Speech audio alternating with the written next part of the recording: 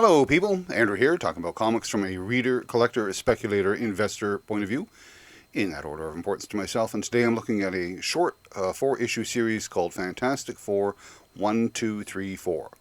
So in the late 90s, Marvel filed for bankruptcy and came under new direction, new ownership. And in 1998, with Avi Arad and Bill Jamas, I think that's how you say his name, they decided to outsource four low-profile characters to Jimmy Palmiotti's and Joe Quesada's comic publishing group called Event Comics. And the four characters were Daredevil, Punisher, the Inhumans, and Black Panther. The line, their stories, and they gave them a new imprint. They called it Marvel Knights.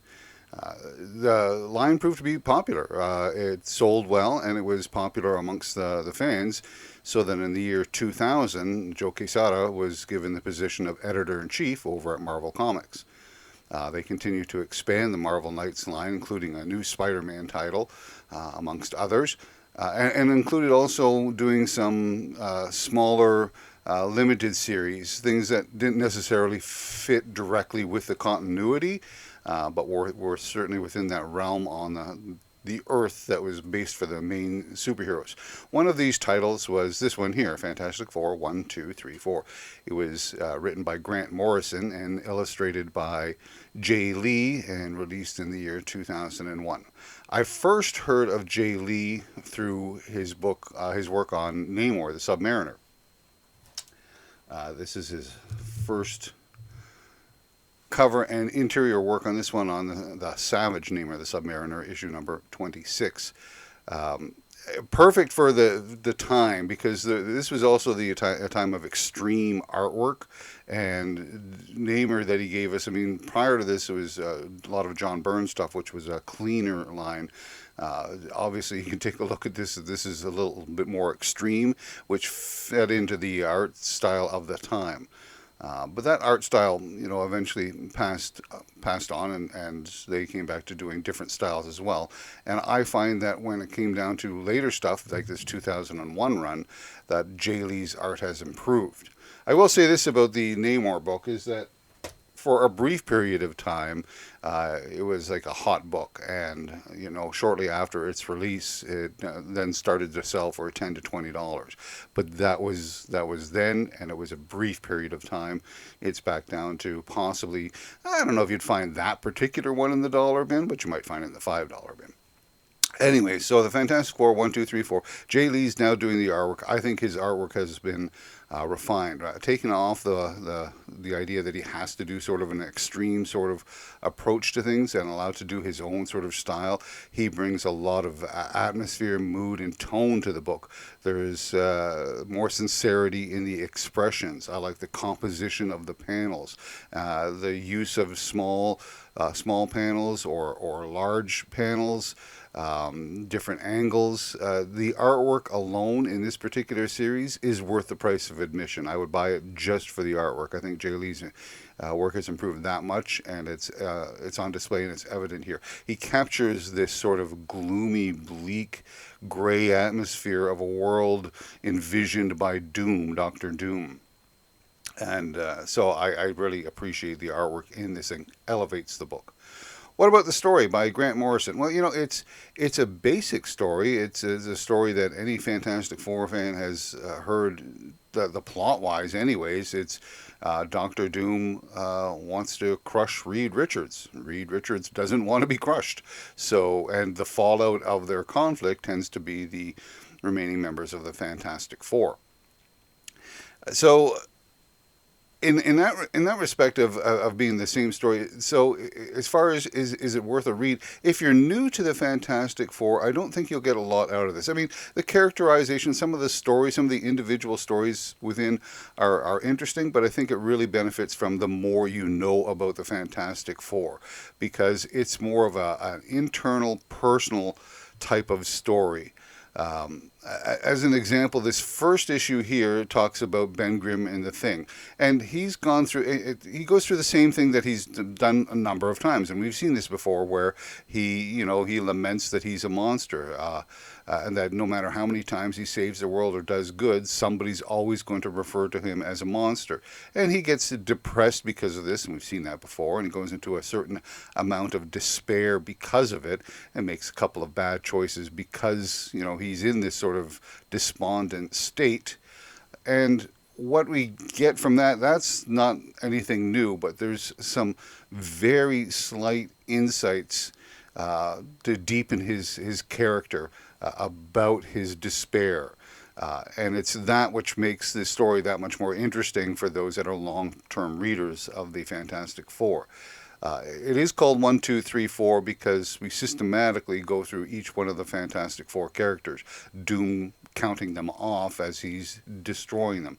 Because, to Doom, it's not enough to kill Reed Richards, he has to break him. And the best way to break him is to break his family. So the first issue here talks about Ben Grimm and the Thing and how Doom tries to break Ben Grimm. And each one of them gets their own story. So, and somewhere in that story, Doom, usually towards the end, Doom will say 1, and then by the end of this one, or somewhere in here, as Sue feels a little bit of her problems, he'll go 2. And so on until we get to 4 with Reed Richards. The Sue one, again, this one really depends on you knowing something about Sue Storm and her relation to Namor, and what goes on there. I mean, I can understand, Namor's infatuation with Sue. She's a beautiful woman. She's strong. She's a warrior. She's the wife of his often hated rival, and she's unobtainable. So he's put her on this pedestal. So I understand, where Namor is coming from. But why does Sue somewhat reciprocate? Why does she continue flirting or encouraging Namor's attention? And that's part of it right there is the attention. She likes and sometimes craves attention. But there's a little bit more to that story, and that's sort of what's revealed here. This is what I mean by a little bit more personal insights to their character. It's very slight, but it's there, and it's developed in each one of these particular stories. If you're not, as I say, a reader of Fantastic Four, you're not going to see these insights or actually recognize them for what they are. But for somebody who has read, it is an interesting addition to what's going on. And again, then you get your Johnny Storm. This is probably the most sort of action-based story of the bunch with Johnny Storm and the Human Torch. Again, I liked all 4 of these covers, and I liked the interior artwork for all of them. And then you get to the final conflict, which is, this is how they end things with Reed and Doom facing off in the end. So is it worth the read? It is for the artwork alone, if you don't know anything about the Fantastic Four, as I say, but the artwork is worth looking at. And some of these issues like 1 and 3, which, Ben Grimm and the Human Torch, they can sort of be read on their own. I think knowing something certainly adds more dimension to the stories, but they can be sort of read on their own. I think the one with Sue, if you're totally unfamiliar with that sort of dynamic, it's going to fall flat, and the final is fine. So if you're new to Fantastic Four, I'm not really going to recommend you to read this one, but if you're a long-term reader of the Fantastic Four, yes, it's worth a read, and I've read it a couple of times, and I'll read it a couple of times more. I really like the artwork. I like the pacing of the story. It's not an action-packed slam bam. It's as I say, a little bit more about the character insight. There are a couple of other characters in here. One I'm going to mention is Alicia Masters. I think that she's sort of represents for us is the common man taking a look at this sort of stuff, and provides a little bit of a stable platform for all of these stories to take place. I liked her involvement in this story. Overall, I did like the story because I am a reader of Fantastic Four, and I really did like the artwork.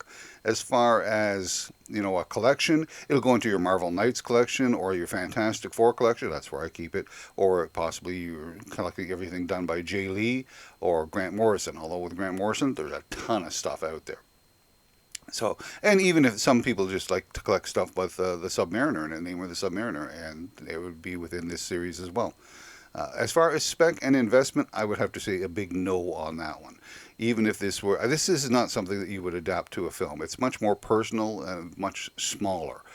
It's not going to be a good film. I mean, Fantastic Four is already struggling to provide a great film on the screen. This would not be it. So there's nothing here cinematic, and as far as new characters or new developments or things like that, you're not going to find that here either. Just slight variations of existing themes and topics.